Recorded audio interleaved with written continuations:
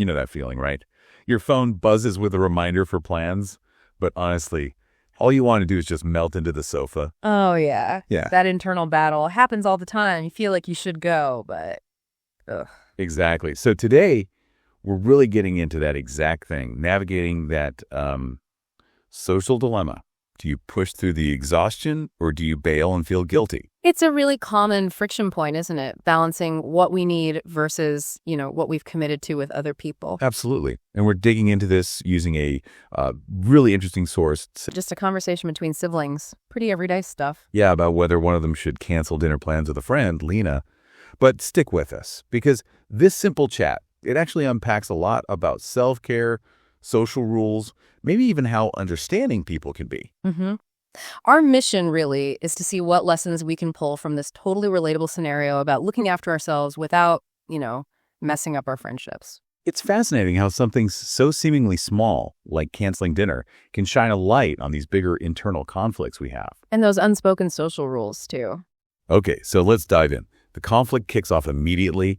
One sibling basically says, look, I need to cancel on Lena, but I feel awful about it. And that guilt, that immediate guilt, that says so much, doesn't it, about how deeply programmed we are to feel like we're letting someone down. Totally. We know we're tired, but that feeling, it just takes over. It's like this built-in sense that canceling is just inherently bad or selfish. And the other sibling's response is just so straightforward. So just cancel, like it's obvious.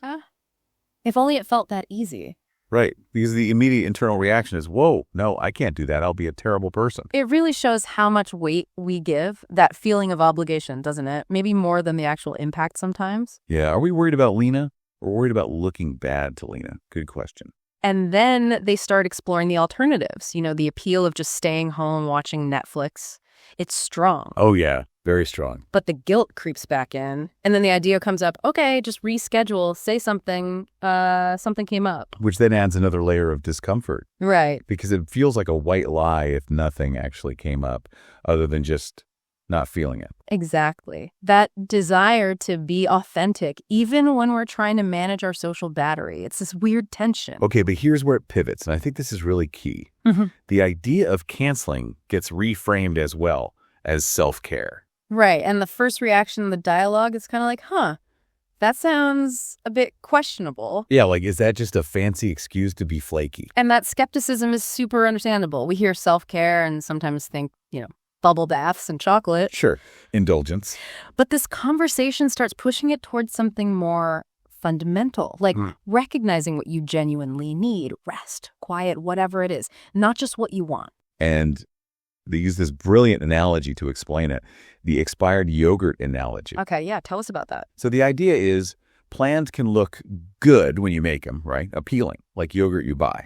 Got it. But as the date gets closer, sometimes that appeal just fades, like the yogurt getting close to its expiration date.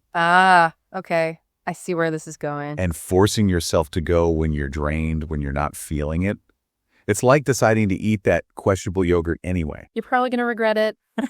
Get a metaphorical stomach ache, as they put it. Exactly. It shifts the focus, doesn't it? Away from, am I a bad friend? Towards, is this actually going to be good for anyone if I force it?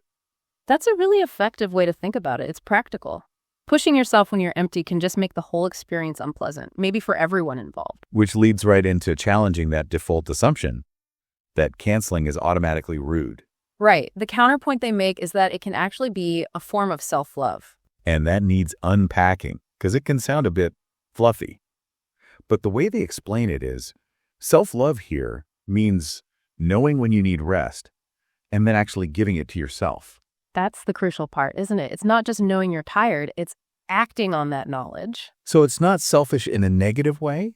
It's more about self-preservation, so you can show up better later. Exactly. Being aware of your limits so that when you do socialize, you're actually present, you're engaged, you're not just a zombie in the corner.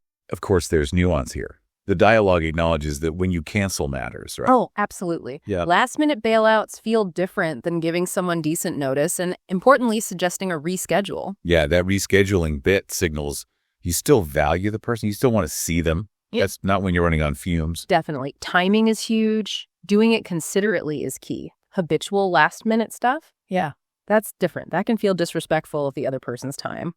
But this next point flips the script again, and I think it's so important. Forcing yourself to go might actually be ruder. How so? Well, think about it. If you show up exhausted, distracted, maybe even a bit irritable because you didn't want to be there, are you really good company? Probably not. You're physically present, but mentally checked out. Right. So the dialogue suggests they could be seen as more inconsiderate than just saying, hey, I'm wiped. Could we do this another time when I can actually enjoy it with you? That really challenges the usual definition of politeness, doesn't it? True consideration might mean being honest about your capacity.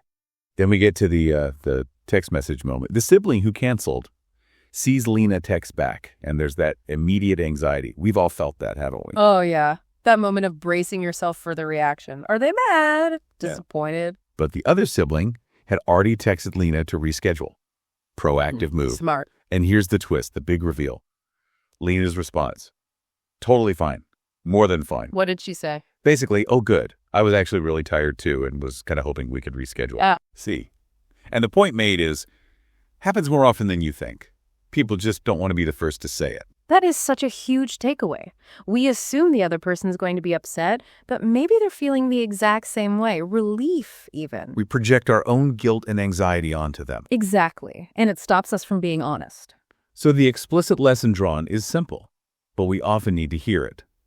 It's okay to cancel plans when you need to, like permission granted. That validation is powerful. It helps chip away at that ingrained guilt.